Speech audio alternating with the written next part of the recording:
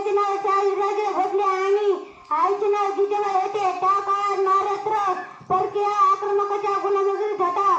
त्या काळात शिवरायांनी वयाच्या 15व्या वर्षी रायसोनीच्या मंदिरात हिंदवी स्वराज्याची शपथ घेतली.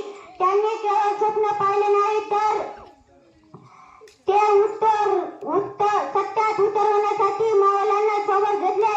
शिवाजी महाराज फक्त एक महान योद्धा नव्हते तर ते एक उत्तम प्रशासक देखील होते.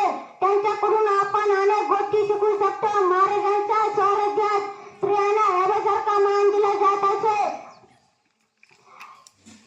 शत्रूच्या स्त्रियांनाही त्यांनी आईप्रमाणे सन्मान दिला. कमी सैन्य असूनही हव्याचे मोठ्या शत्रूला कसे हे त्यांनी दाखवून दिले. त्यांनी शून्यातून विश्व निर्माण केला. आज महाराज आपल्यात नाही तरी त्यांचे विचार आपल्याला प्रेरणा देतात. शेवटी एवढेच म्हणेल, त्याच्या